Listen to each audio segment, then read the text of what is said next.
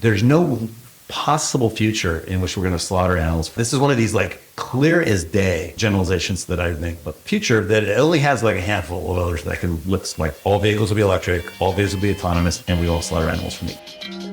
Welcome to the Business for Good podcast, a show where we spotlight companies making money by making the world a better place. I'm your host, Paul Shapiro, and if you share a passion for using commerce to solve many of the world's most pressing problems, then this is the show for you.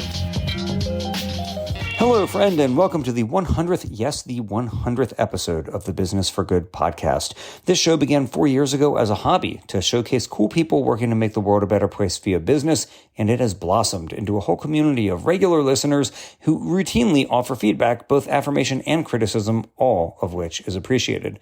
100 episodes later, well, it's still a hobby, but it's a hobby with a pretty good reach and the ability to do good in the world itself. I very much value hearing from listeners about how the show has impacted your life. It's especially gratifying when I hear from someone who says that they started a company after listening to the show, or that they invested in a company they heard on here, or they joined the staff of a company they heard on the podcast, or they were just really inspired and given a sense of hope for the future from a guest who we had on. So if you want to offer your feedback, please go ahead to businessforgoodpodcast.com and let us know what you think. Now, if you're just tuning in for the first time, as you can guess, there are 99 evergreen back episodes just awaiting your download. But if you want to know which ones have been the most popular, there are a few standouts that outperformed the others, at least if downloads are the sole metric.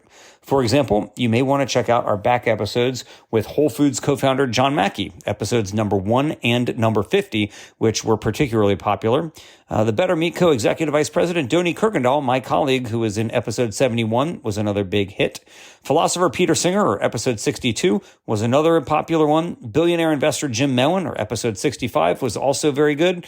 And yes, the interview with my wife and author/influencer Tony Okamoto in episode number 51 was interestingly still to this day one of the most downloaded episodes of all time too. Now add to that this 100th episode, which I'm sure will be among the most popular episodes we've released to date, as well as we have got on a very special guest.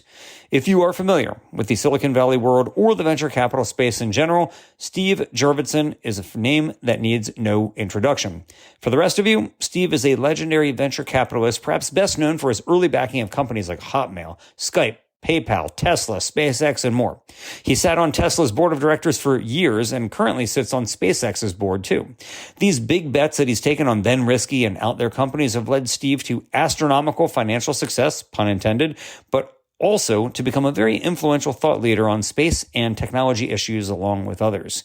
In 2016, President Obama appointed Steve as a presidential ambassador for global entrepreneurship. He's also been honored as one of tech's best venture investors by Forbes, and he was named as the venture capitalist of the year by Deloitte. This dude is also a pretty prolific photographer too, it turns out, as I've learned. In fact, if you enter his name into Google without hitting enter, one of the dropdowns you'll get served from Google is Steve Jurvetson Flickr.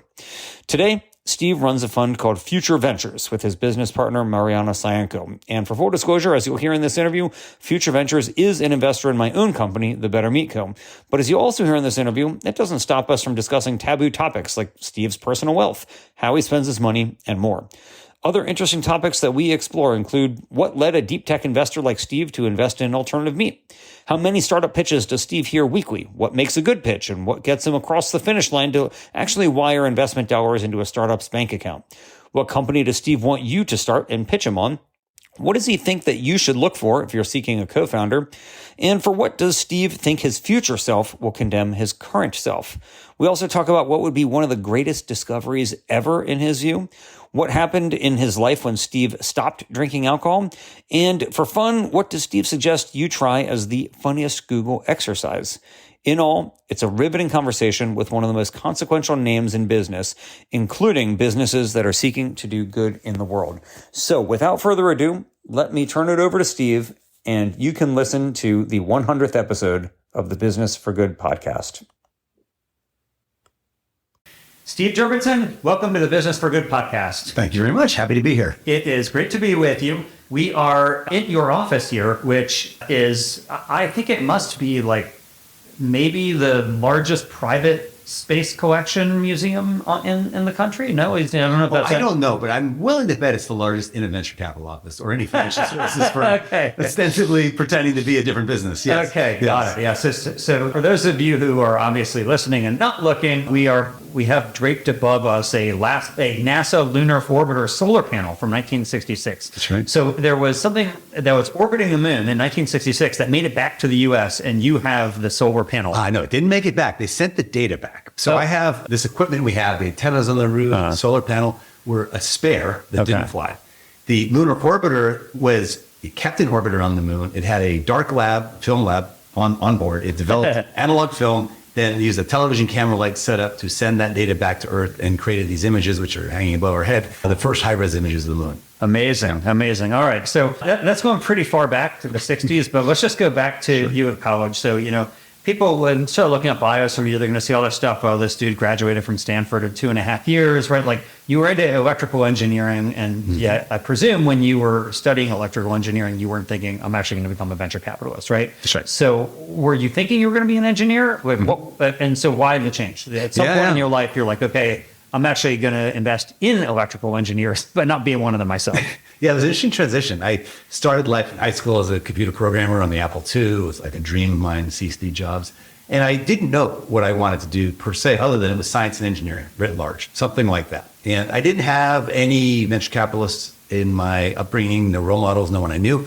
Had you heard of it? I had heard of it, only because my dad worked for a chip company that had Seven Rosen as an investor, and I never met these people, but I heard that they were venture investors. Got like semiconductor chips, not potato chips. Exactly. Yeah, exactly. The other kind of chips. So the transition really was a random walk. When I was an undergrad studying electrical engineering, I went all the way through a PhD, which I started in we now call AI or neural. Left that thinking I wanted to go back to be an engineering manager somehow. So doing chip design at Hewlett Packard, but I just didn't really want to be an engineer forever. I thought engineering managers have more leverage.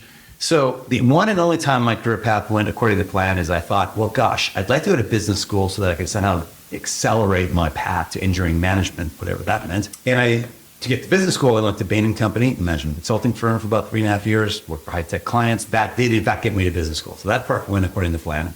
But I was a little lost. By this point, I wasn't sure I didn't want to come back to engineering management, so I did product marketing at Apple and Next, going back to Steve Jobs, my desire to see him in action. But I was still lost. After my second year of business school, I did not know what I was going to do other than go back to Bain, do more management consulting. And out of the blue, a venture capitalist pinged me from Greylock and said, hey, we're interviewing someone I had worked with prior. And that led to a whole long process of interviewing, learning about, and discovering, yes, I do want to become a venture capitalist. And that's what I now do. And you became a partner there pretty quickly at Greylock. So At DFJ. At DFJ. So Greylock was the interview. It led to a job offer and me joining Draper Associates. With Tim Draper. Right? Exactly. Got it. And you became a partner there in very short order. Mm-hmm. And you made a lot of big bets that people now perceive as legendary. So, you're betting on Hotmail at a time when everybody else is paying for email and a company says, hey, we want to give away email for free. And you say, sign me up. And, many other companies, right? So, mm-hmm. I mean, if you think about the companies that I think you're most well known for having picked, it would be Hotmail, Tesla, Planet Labs, SpaceX. So there are other big ones that have been like home runs for you. Well, they've been some big, even bigger. Well, not bigger, but big home runs that are like Skype as well. Yeah. Gosh, there's been a bunch. There have been a bunch of IPOs, probably in aggregate about almost $1 trillion of economic value growth in the companies that I've invested in or led investments in.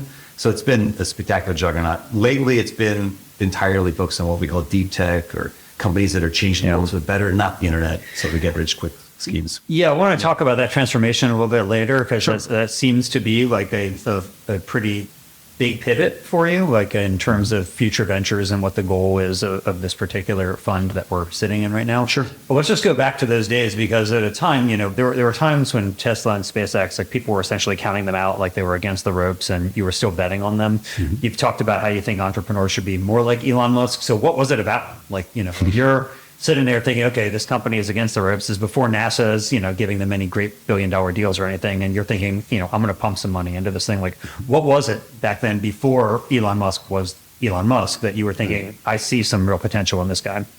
Right. Well, it's an interesting question because in some ways he's always been the same to me. I first met him in 96, invested in his cousins, got to know each other in that context. First invested in Tesla in 2007 and joined the board, and then SpaceX in It's a late 2008, early 2009 process of investing. And he didn't go through a profound change per se, other than I got to see him when times got tough, right? In December 2008, when, my gosh, everything was going wrong for all the companies. Rockets were blowing up, the Roadster was negative gross margin, I could go on and on and on. And to be succinct, though, he stepped in and saved the company in a way like I've never seen any entrepreneur go all in, all of his net personal wealth, net debt to save Tesla in its darkest hour. And so that was new information, in a way, to see that the true passion, missionary zeal of someone like that could weather such a storm. It's what we hope we see in most of the entrepreneurs that we back, but sometimes a lot of them don't get tested quite like that. That was the ultimate test. So, how does that come across before? It's like when you speak with someone, you can sense, beyond Elon and others that are some of our, favorite entrepreneurs, there's a deep, passionate drive for what they're doing. It's not get rich quick, right? That is ephemeral. That is not scalable. It does not last through tough times.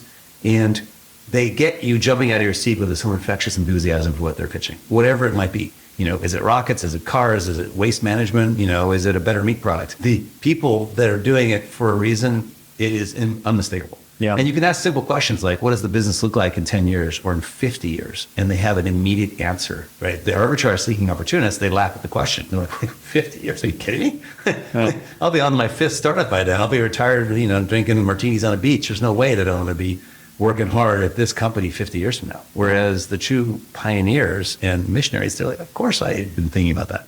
So speaking of 50 years from now, then, when I listen to interviews with Elon Musk, he seems extremely driven to make life multiplanetary. This is his lodestar is to make life multiplanetary.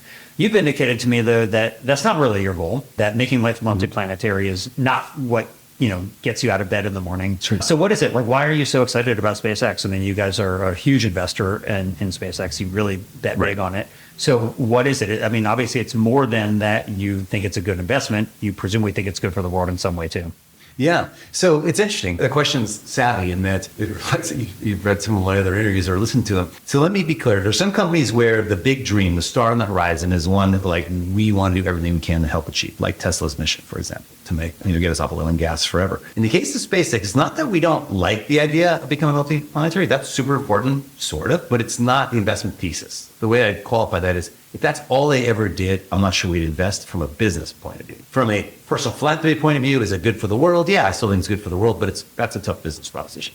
The thing that hooked us on SpaceX and continues to hook us is that it's an enormous near-term opportunity to help life on Earth and to scale business here. So they're already far and away the largest launch provider, getting stuff into orbit, lowering the cost dramatically, like 10 to 100x from where it used to be, which enables Planet Labs and other companies to do all these amazing things in space, like image the entire planet every day, count every tree on Earth every day, et cetera. So on Earth imaging, that's one big advance that SpaceX enables. The other, of course, is Starlink, which they're directly doing, which is connecting the next 2 or 3 billion people online who aren't connected to the internet today in any meaningful way, in any continuous way, and allowing them to couple to online education, to couple to, being entrepreneurs and, in a sense, democratizing access to the largest precursor for being part of the global economy. I mean, it's hard to imagine what life's like if you don't have an internet connection in the modern world, right? So huge benefit, right?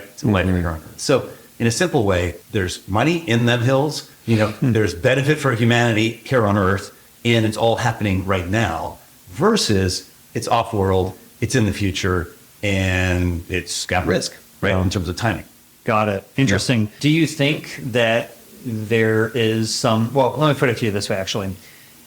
If human life becomes multiplanetary and we were to find some conscious life somewhere else out there, and so it is Europa, one of these planets with big water. Well, you said conscious life in our solar system. Yeah. Okay. Yeah. Would it change how you feel about whether we go there or not? Oh, gosh, yes. And because you would be more interested or more concerned?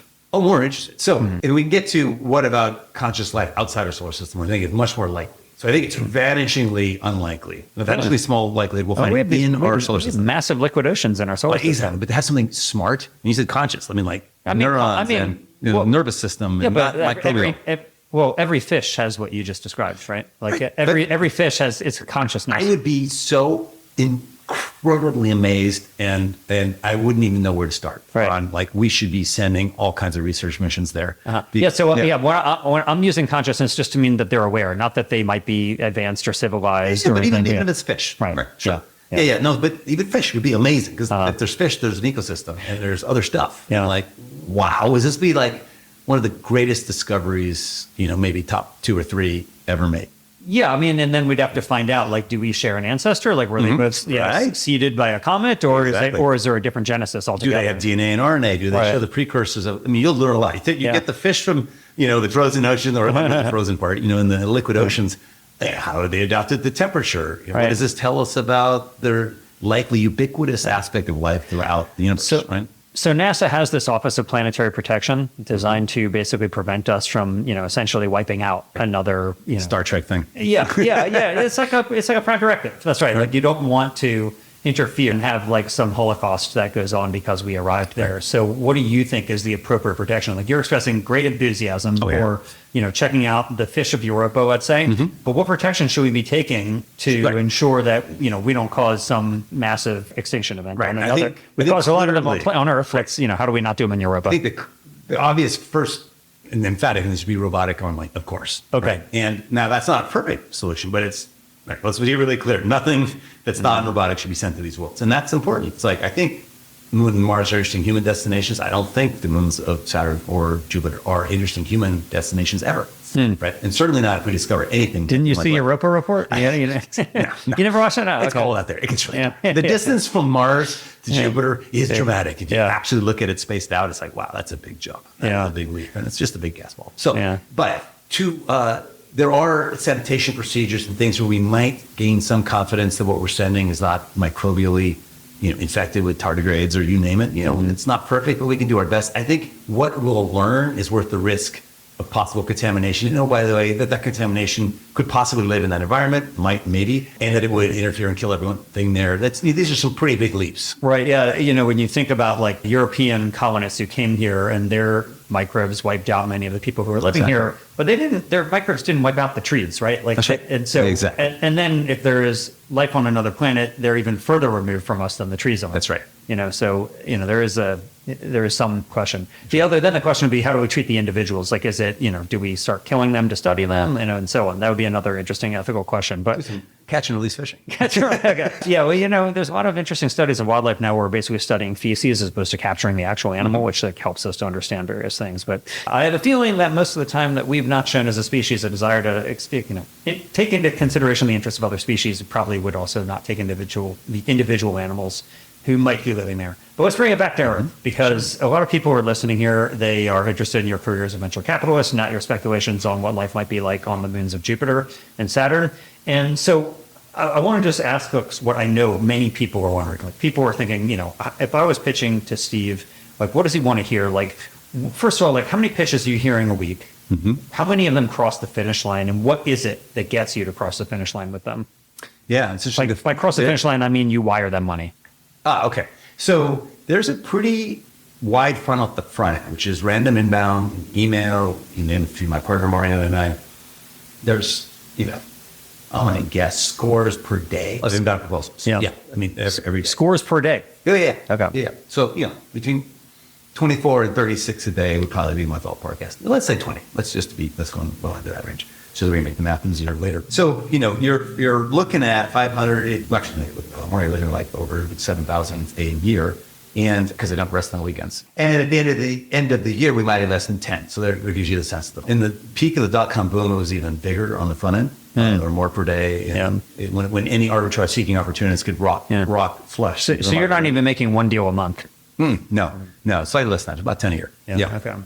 And so what is it like? So that's an extremely rarefied number, 10 out of 7,000. What is it? What do those 10 have in common that led you to think, I want to own part of this company? Yeah. So part of an answer I can give you would be helpful to your listeners. That is things that are generalizable, things that they could make use of. Maybe I'll start there. Okay. The most important answer is the part that won't help at all, but it answers the question truthfully from inside.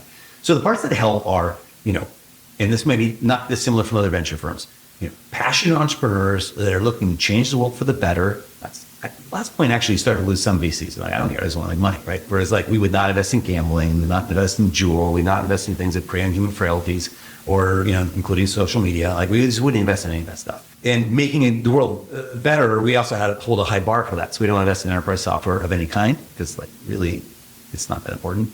And a threshold question we might ask is, can we imagine 50 years from now, history books being written about this company, whatever it is, and even the major enterprise software companies, pick the biggest, most successful ones of their era.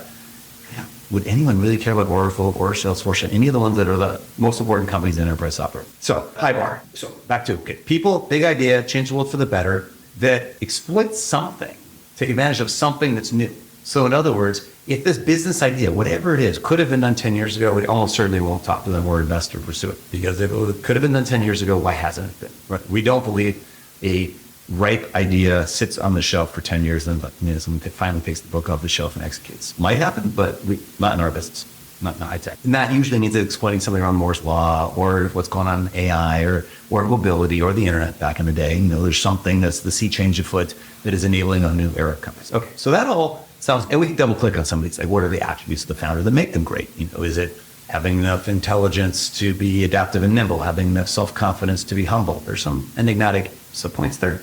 But let me get to that thing I alluded to, which is what's this crazy thing we're doing that no one can make sense of? And that is we, at least at Future Ventures, also filter for, is this proposal or idea or business something that's unlike anything we've seen before? Yet adjacent to things we've seen before. Now, the reason I say that's not so helpful is if you're not in our firm, how the hell do you know what we've seen, right? You have to do a lot of research on us to deduce, well, they've probably seen this, and they've probably seen that, but have they seen this, right? Because it's inward looking. But it is absolutely the driver, it has been for like 20 years now, of how I invest. And my partner working on it the same, which is if there are 5 or 10 companies doing something similar, chances are low that we know how to pick the winner. We're not operating managers. We don't go in there and say, we've done all our work, we met with all 5 competitors, we spent 6 months of due diligence, you're the winner. We haven't honed that skill set and we wouldn't know the whole work. Sometimes we get lucky, we invest in a company that actually has 4 or 5 competitors and just didn't know that, and then sometimes they end up winning and sometimes they don't. But we have other filters then for how we deduce who's going to win and who's not. But my point is this, it's much easier, and I think a source of continual learning on our part and continual success in our investment to not invest where the herd is going, not invest in obvious sectors, but to try to continually expand this frontier of technology to new frontiers, new areas. And right, when we get to meat and meat alternatives, that has been one of these examples of my long investment history of prior things getting me to have a prepared mind and finally invest in things that I would never imagine in the 90s that I'd ever be looking at, anything food related. Like, that's mind-boggling to me today. And I know that 5 years from now, we'll be investing in things I couldn't name today, without a doubt, or even next year, frankly. So let's talk about that then, because you are, very passionate on a number of issues, but on climate and on the environment, it's something that I know that you are very concerned about. You were sharing on social media recently the Boston Consulting Group's new report suggesting that alternative meats have a much bigger bang for the buck of the investor if they're interested in climate impact. In climate impact. Thank you. How much of your portfolio today is something that's going to have beneficial impact on climate? And is it going to be more in the future? And then we can talk about meat too, but presuming that, you are in accord with the view that this is really among the most pressing things that humanity faces, how much of your investment dollars are going toward that versus other things that might be deep tech that are cool and then have some benefit, like let's say bringing email to everybody, like Starlink. We don't do that. Well, no. Starlink, bringing internet to people. Right. But that's not a climate benefit. It's a good benefit. It makes the world better, but it's not going to, avert climate change. So what portion of what you're doing is climate oriented and what do you think it will be in the future? Right. So here's an interesting broad swath cut, which is almost all of it is indirectly, with the grand exception of life sciences, which is about 45 to 50% of what we do. So that's already half the fun. And I'll let you why. It's like the human health related ones, like mental health related companies, reproductive longevity related companies, et cetera. They're important, but it's not directly on a climate thesis. And that right, it's about 45% of what we do. There's one other exception, which you alluded to, SpaceX, and one might argue boring companies similarly that are not obviously directly connected to climate, even if they bring efficiencies to these systems and enable others. Well, actually boring, in fact, reducing soul deadening traffic and being an EV only solution, you might argue is an indirect climate angle, but it wasn't the investment thesis. Let's put it that way. It's EV only because you couldn't have emissions. You don't want it. Yeah. The whole dream here of smaller tunnels is do it EV only, and you don't have to worry about all the air handling equipment, these giant tunnels. And the cost of the tunnel goes dramatically down, scales with the area of the bore face. And so you lower the size of your tunnel, you have this polynomial improvement in cost. SpaceX similarly enables Planet Labs. Planet Labs is an environmental company primarily, first and foremost, as a PVC. That is their mission, but it's indirect. Okay. So it wasn't, to be honest, we did not write the check to Boring or SpaceX saying, cha-ching, here's another climate company, right? It's a post-rationalization. Now, that being said, almost all the other ones are, in the sense that either they're directly working on it, like Commonwealth Fusion, creating baseband, energy with no carbon production, or any of the meat-related companies, as we'll get to, I'm sure, later in this podcast, where like climate is squarely one of the checkbox items of why we get excited and why we think there's going to be a ever-growing excitement in the category, because that's the inevitable future. It's sort of like being on the right side of history. But then across almost all the others, here's the simple question you might ask. If you're building something, an object in the world, because again, we don't do enterprise software, we do consumer internet, so like we're investing in things a lot of times. It's either sustainable or it's not. And it's kind of like an obvious point. If you're thinking long term, you don't want to invest in something that's not sustainable. It's kind of like, it sometimes makes people chuckle. It's like there's a bunch of non-sustainable investment propositions. Like, who wants to do that, right? Yeah. That's just something big companies do to defend why they're doing terrible things to the world. Yeah, I guess it's like, if somebody is expecting to be out of it within 5 years or 7 years, it may be unsustainable over 30, but it's not an investment problem for them. Like somebody investing in oil today. Yeah, I just can't. And I don't fathom folks who want to enable that. Yeah. Like, you're going to like hitch your ride to. Yeah. I have no respect for that. Okay, so let's talk about what you do have respect to for and what you do want to hitch your ride to. So you have become known in recent years for being a food tech guy, which, as you said, would have been, anathema to you 20 years ago, let's say. But unfathomable. Yeah. Not that I would be opposed. It'd be like, what? How did that happen? Not opposed. Yeah. It would have been very hard for you to comprehend how that could be.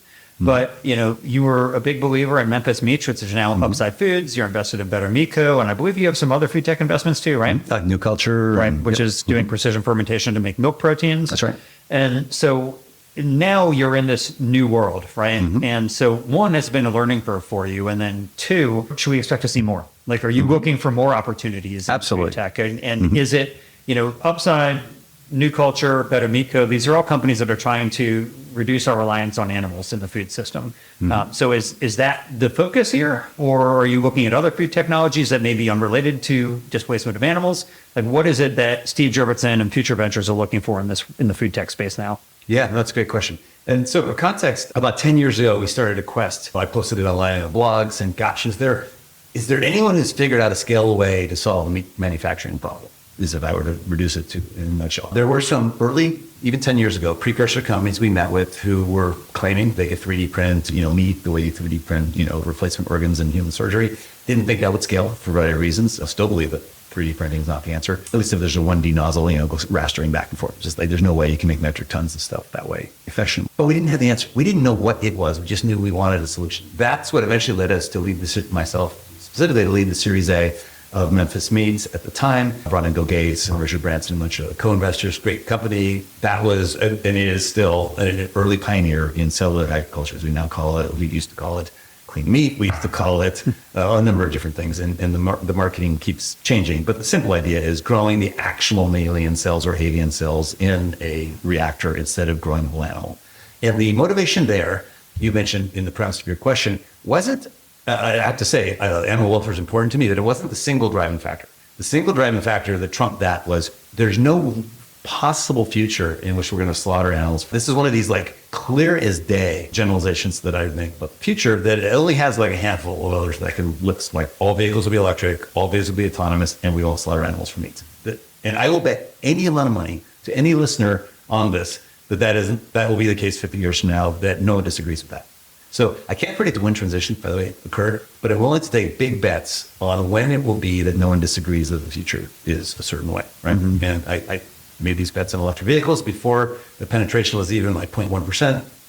And now, of course, it's obvious to all vehicles electric, at least all cars. And I would argue it's all vehicles, but I digress. So after investing in what's now called upside, we're left scratching our heads. Well, what hasn't been solved? If we assume they're going to be successful and they're a leader in what now has a number of fast followers globally, doing similar things, but they're still, I believe, by some metrics, we'll soon see in the next month or two when the FDA.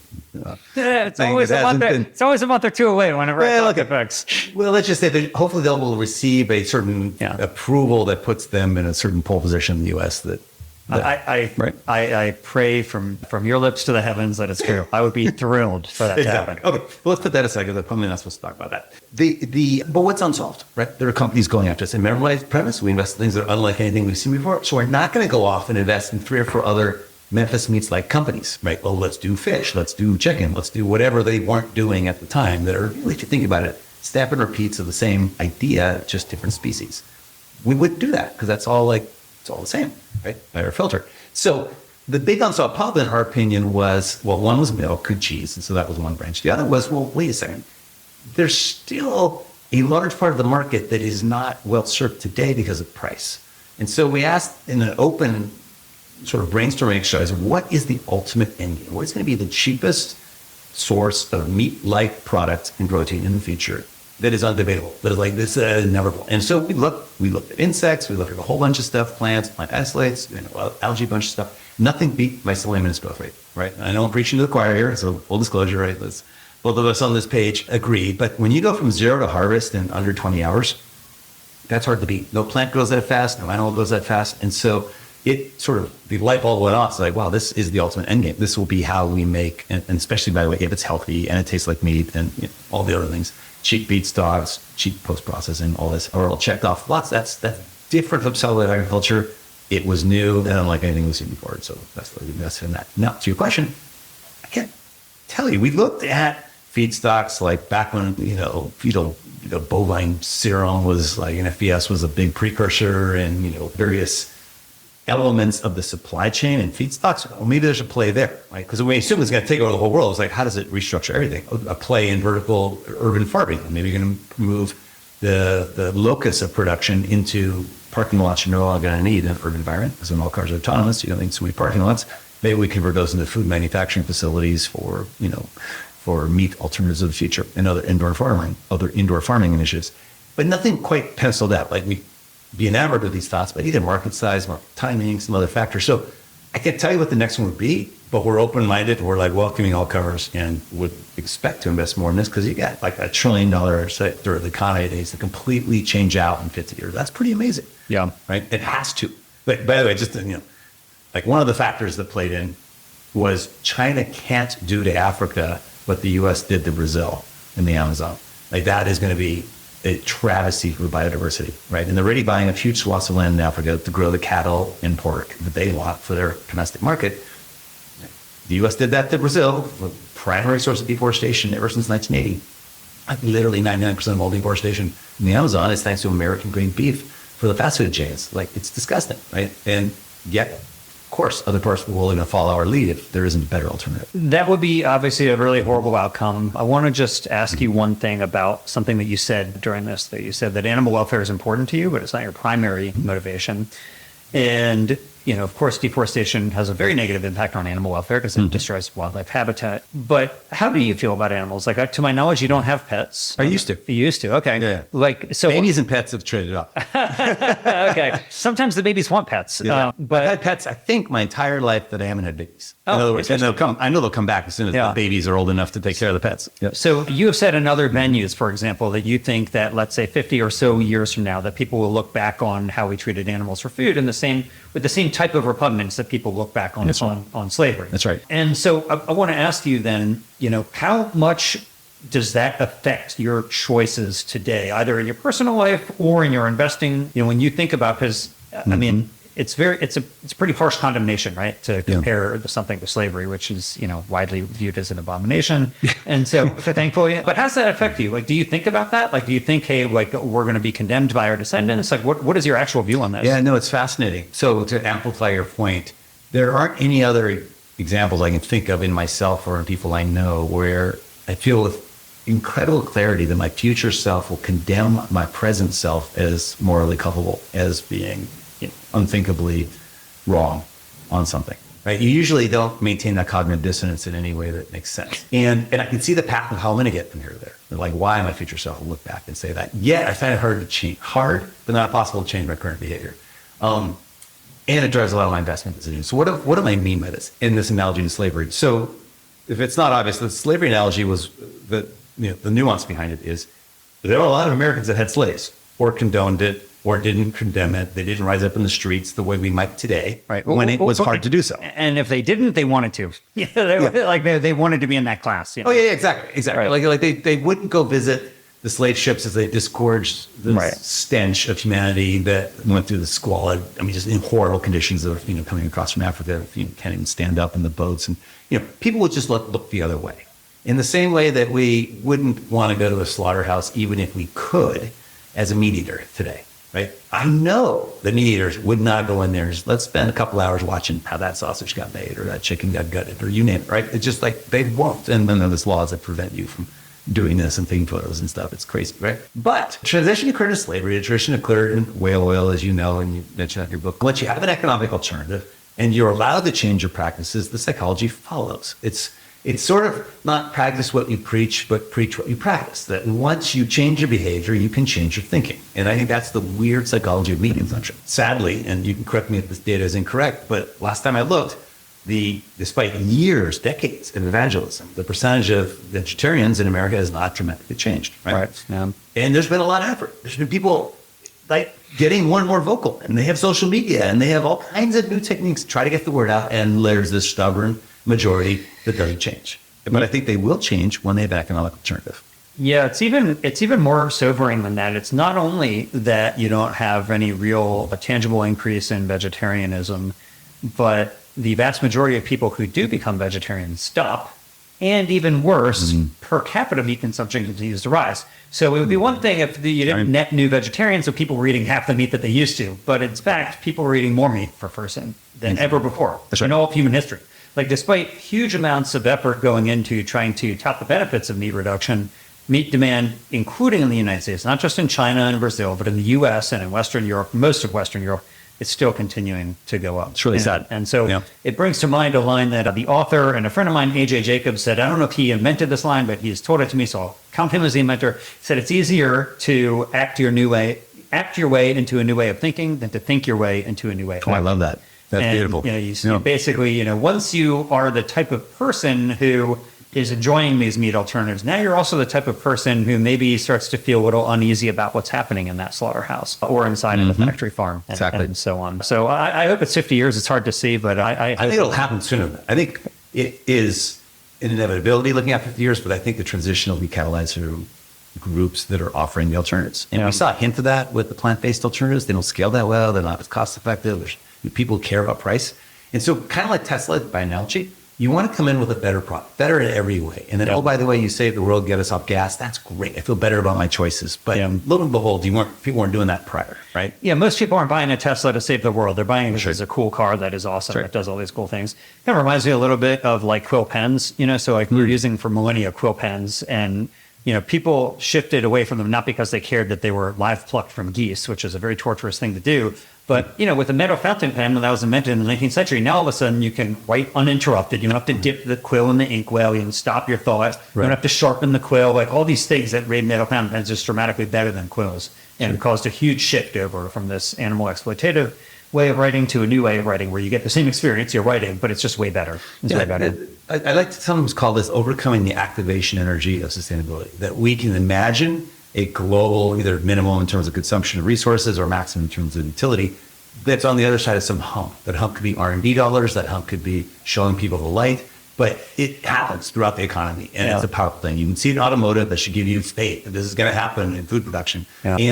And the other thing is you can't use more land for meat production. Right? It's impossible. Right. It can't be that this will follow. Right? Yeah. Well, we're not going to be farming the moon. We're not going to be farming Mars. We have one celestial body to farm. Sure. So speaking of getting over the hump, I just want to mention, you mentioned that these companies you invested in, it's like $1 trillion of this value creation and so on. But you've also told me that you've never sold a share in one of these companies that you have invested in. And that when there have been cash acquisitions, like with Skype, where you've made actual cash, but you don't intend to use these shares ever. I mean, maybe you're going to do something with them after your death. That's good. I don't know. But like, you're sitting on a vast amount of value in terms of these shares. Why? So I intend to donate almost all of them to charity. So there's a fixed dollar amount that I have pledged to my kids when they're old, so they won't ruin their life, but, just they can buy a house and get the education they want if I were to die prematurely. What's old? 30, 35? Like, well, what is the... Yeah, well, like, I think there's like a tiny chunk that comes maybe in their 20s so they can buy a home. And then and by the way, I should check the inflation adjustment. I'm sure they can still buy a home here. So, like this last I looked, I think my thinking was back when I first bought a home. They might have to move inland a little bit, but okay. Yeah, they might have to move down to a smaller home than they're used to. But the point is, it's a small fixed amount, not a variable amount. So it doesn't matter if my personal wealth goes up 10x, it drops 90% as it's once done. They get this little bit, the fixed dollar. Everything else is pledged to charity in my living trust/will. And to be fair, I have donated shares along the way to charities and intended to still do so. But I like to tell entrepreneurs, I'm going to be holding on longer than you are. And only in a few cases do I believe them when they say, no. I'm going to be holding than you. The ultimate hodl or whatever the crypto. Hold on for dear life. Yeah, exactly. So what that stands for? Yeah, it was just a misspelling of hold. No. Hodler is a type of a crypto investor. It's hold on for dear life. I knew what it was associated with. I just didn't realize it was an acronym. Okay. Yeah. So it's wonderful in a variety of ways. First off, it's sort of like long-term alignment with an entrepreneur. It's not like, oh, hey, here's a get-rich-quick opportunity. I'm looking at hopefully the same side of the table, the same perspectives as someone who is a missionary, who is trying to change the world for the better, not punch out the first opportunity. Second is I filter on the front end for companies that I think will have impact over that time frame. So we don't invest in gaming. We don't invest in things like consumer hardware, by the way, which never lasts 20 years. Like, try to find, except for Apple, anytime in the last 40 years has there ever been a consumer hardware company that's generated value for more than 20 years? You can't find them. They don't exist. And even though there's thousands of venture capitalists investing in the sector, they have to time an exit for an M&A. Like we sold the company, like Nest or Dropcam or you name it, Flip, video, it just goes forever. It's astounding actually to see what may actually be tens of thousands of companies, none of which has created long-term value. So we don't do any of those because we're thinking long-term. And it really helps, keep me on the, how should I put it, the right path of filtering for what I say I'm doing, which is companies that are going to change the world for the better over 50-year time frames. Well, if I'm holding for 50 years, that tends to be self-reinforcing, right? All right. So let's talk about those numbers then. So if you Google your name and net worth, you get a very wide range. But not to be uncouth. I'm really disturbed, by the way, that A, you've done this, and B, that it pops up as you just let a few letters on my last name. The Google search, algorithm suggests that that's what you'd want to look for. Indeed, it does. Although I will say it's actually a pretty common thing where you type in people's names for net worth to come up as a suggestion. So if it makes you feel any better, it's a sad reflection of humanity. Very sad. Yeah. What do you do with that information? It's also like height comes up. I mean, it's like a really. Oh yeah. So just start Googling people's names and see what drops down. You'll see. I mean, these are the things people care about. I mean, it's just the reality. Nobody's Googling how much good has Steve Jurvetson done in the world. Sorry to tell you. But let me just tell you one thing. It's nothing to do with podcast, but I have to share it now. Okay. Funniest Google exercise. A stand-up comic shared this. Type in "how come," and then a letter of the alphabet, and then auto-populate the most common questions that someone thought the phrase is "how come." Okay. Well, and this is a certain segment of America. It is mind-boggling. Wow. What comes up? Pick any letter. I can't wait to see. Yeah. I'm going to do this. I promise you I'll do it. And if I see anything funny, it'll be in the show notes at businessforgoodpodcast.com. Pretty depressing, actually. So is much of the life. Yep. But I won't be so uncouth as to ask you your net worth. But as you know, there are many articles out there saying that, this guy's worth a couple $2 billion. And they constantly are referring to these articles, say, billionaire Steve Jurvetson. I've talked to many billionaires. And, many of them, they have yachts, they've got private planes. I mean, you don't have a yacht. That's right. You don't have any private plane. No. One time I talked to you, you were in an airport, you were getting off of Southwest, you said. From what I can... I'll be flying it again next month, I know. You're on Southwest next month? All right. San Diego, yeah. And so my question is, what do you do with your money? Because, you have all this money that's locked up in the shares of these companies, but you've had big exits for cash and, you have enough money to lead a comfortable life. So what do you actually spend your money on? Well, I invest in startups. So I invest, the single biggest investment I make is in future ventures. Okay. Because why not? So you're an LP in future ventures as well. About 5% of the fund. And again, most of the investments are shares. And so they're not, unless I sell them and I'm not selling them, they just accumulate and give them to charity. So I'm trying to become smarter as a philanthropist. There's a couple major themes that my wife and I are super passionate about. But we're learning, right? And I realized looking back 20 years ago, 15 years ago, I donated to things I didn't care as much about. I mean, the report, land conservation, for example, moderately important, but it's so incremental and so localized anyway. So there's other things that intrigue me. And then I just sort of just accumulate some. I just don't need things. I I enjoy experiences with people, meaning I would enjoy going on someone else's boat or someone else's plane to an interesting place to have some fun, but I don't really see it as a good use of money to spend on these things myself. And it's also incredibly wasteful of resources. It's insane, right? Yachting in particular. So, I mean, like power yachts, not sailboats, right? So I just, accumulate space artifacts, but that doesn't really add up to that much. So if you had more, let's say some event occurred and you had $100 million more than you do now, would you do something differently in your life? No, that fluctuation happens sometimes month to month. And so I think I lost 100 million already this month. Yeah. Okay. So your life, maybe because of your wealth or maybe because of the success that you've had of picking all these companies, like you have had much higher than market returns. Like if somebody just put their money with you, they're not getting like the average, like S&P 500, 7% on average per year. Right. What are they getting with you? If somebody invests in future ventures, and obviously past performance is a guarantee of future performance, but what do you tell them? Like, hey, here's what my investments have averaged over the time. What is it? Well, generally we don't answer it. I will. No one's asked me this before, believe it or not. That is. They might in private conversations, and we never broadcast it. You won't find it written ever anywhere online. So I probably shouldn't answer this. So I'll wave my hands a little bit. It's over 40% annual compounded so far, but it's early days to future ventures. This firm was 4 years old. We wouldn't normally measure it. Normally, a venture fund, an early stage venture fund, the IRR, meaning the annual rate of return, is negative for the first year or two. It's called the J curve. Yeah, not named after me, but it's a phenomenon that looks like a J because you're incurring expenses. You don't have any IPOs yet in the first year or two. You don't have any acquisitions of companies. So what's generating value in private markets come later. So make a long story short, nevertheless, we're above 40% in both our funds. And then also going back 5 years, 10 years, 15 years, 20 years, I think in 25 years, it's the same, above 40%.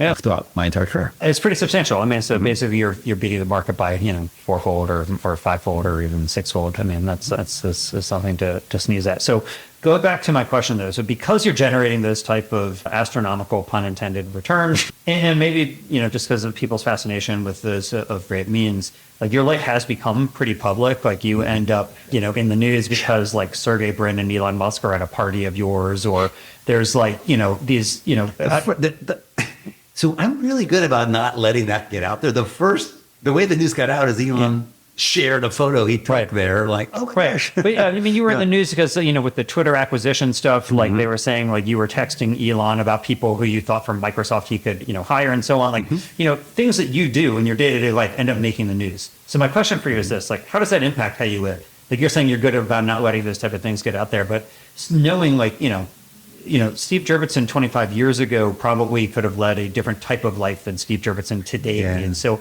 how does it impact like how you live, knowing that merely text messaging a friend of yours might end up in the New York Times? That's weird. If you think about it, like, let that sink in. A message that's completely unrelated to anything suddenly becomes a public thing. It's kind of mind-boggling. Right. I didn't know that was possible. Yeah. So that we have like the fact that like a text message you send to a friend might end up in the New York Times. How does that impact? Like, and by the way, I'm never even remotely implicated in anything that's going on with that legal case. Like, you're completely on the outside of it. Which is even more bizarre, right? Yeah. Okay. So it definitely makes me a little more gun shy.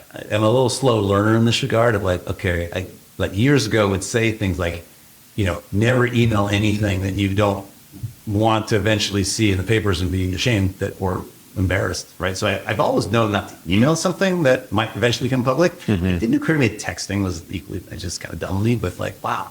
And the things that don't seem embarrassing really in context can become really embarrassing out of context, right? Like when shared in the way we do in modern media, let's take the salacious little tidbit and blow it up or make it salacious when it's not. So that is difficult. And I think, speaking beyond myself, I know for a variety of tech entrepreneurs and others who just let them have a normal life. They'd be able to kick back on a weekend and hang out with friends.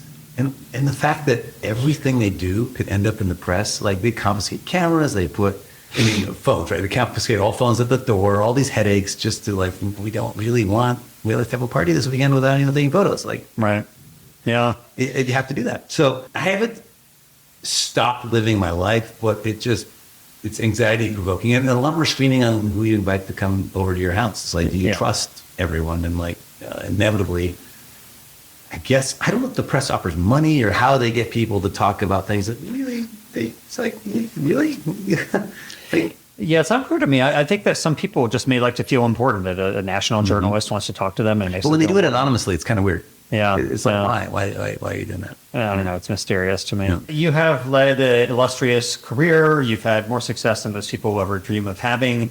There's a lot of people out here who are listening to this show who are interested in having some type of success. Maybe they're an investor, maybe they're an entrepreneur, maybe they end up being both of them at some point in their life. What resources would you suggest to them? Anything you think that would be useful? Maybe it's been useful for you, or just that you recommend that you think they should check out, books, speeches, anything else that you think would be useful for them? For entrepreneurs in particular. Yeah. So it's a tough one. It's tough because there's such diversity of entrepreneurship. So it'd be like saying, who should you model yourself after if you want to be a successful CEO? Well, gosh, that's not a simple answer. There isn't, in fact, a single role model. There isn't a single, and all our heroes are imperfect, as Joseph once sung about. And everyone's different, right? So I would say, certainly for venture capitalists, there's an enormous diversity of backgrounds that I think correlate with success in different models, different strategies. Similarly, for entrepreneurs, even more so. It's like, it's all over the map. Do you need to be an extrovert? No, of course not. Do you need to be high basal metabolic rate, which I once thought, but then I realized, in my own folly, that's what we call homophily bias. Like, I think that what it takes to be successful in general is, attributes that sound like myself, right? Like, you speak quickly and articulately, like whatever I might think of myself, I just start with, well, of course, that's what it would take to succeed, to be like me, right? But it takes conscious overcoming that to then look around at the data and say, well, shit, people who are completely unlike me are doing quite well in venture capital with strategies that have nothing to do with technology-centric investing, have nothing to do with changing the world for the better, or chasing the latest thing in crypto or gaming and whatever, and they're making money hand over fist. God bless them, right? But that's not what I want to do. But I got to acknowledge they're doing just fine. So the same with entrepreneurship. And what one might read or consume might be slightly filtered by the belief I have that A, many different backgrounds to be successful, B, having a co-founder that's cognitively diverse is probably more important than just thinking, do I have it all figured out? So like, who do I want to actually start this company with? Almost every great company I can think of has had like a co-pilot. Sometimes they're invisible, like Larry Ellison had one in the form of Bob Miner, or they're very visible, like Jobs and Wozniak, classic maybe example everyone knows of, there's extrovert, there's introvert, there's marketeer, there's engineer, they're as different as they come, like Laurel and Hardy, but they had respect for each other and built a culture that had respect for diversity. I think veteran folks now. Same for Tim Draper when I joined him at Draper Associates and so forth. So that's one important at it. The second is, therefore, whatever advice I can give on, hey, read this book, follow this example, it's going to differ. And in fact, the advice I would give an entrepreneur is think about what you uniquely can do in this world that there aren't 100 other people that could do it. So hopefully it correlates with what you're passionate about. But it could be something as bizarre as, oh, wow, I had to spend a big part of my life taking care of an elder parent who was sick and dying, and I happen to have interesting language skills in some other area. Well, okay, if I take those, what insight did that give me? Perspective, empathy, the aha for helping with elder care, maybe in certain regions of the world that no one else is doing. Like, I alone could do this. That could be, as an entrepreneur, an important filter. Like, why me? It's a great idea, but why am I the one that would go after this? And usually it's taking advantage of something bizarre in your background that not everyone shares. Right? Passion for animals, perhaps in your case, whatever it might be. So then, given that, there are, of course, I think a synthesis of biographies. There's been a lot of great, books on entrepreneurs and leaders. Walter Isaacson's book comes to mind, whether it's, his book on Steve Jobs. Exactly, Steve Jobs, which I loved, or his new one I'm just starting on Jennifer Doudna, or who invented CRISPR. Exactly, but Codebreakers is the name of that book. Or recent books I've read, like The Founders by Jimmy Sani about PayPal in its early days. And since I gave the first term sheet to PayPal, I was just kind of curious on everything I missed, having not invested in that one by not chasing it higher. There's some other great books that I've loved, basically just tracking people and their stories. And the reason I say this more generally is some will resonate more from what you might know of the founders than others, and go to those books that sound amazing. I think those stories are really what we synthesize when we think about what correlates with success. So I've found, by the way, that ever since I gave up drinking about 4.5 years ago, that I could read books again at night instead of having to drink every night. It's astounding to reclaim that. It's something that could,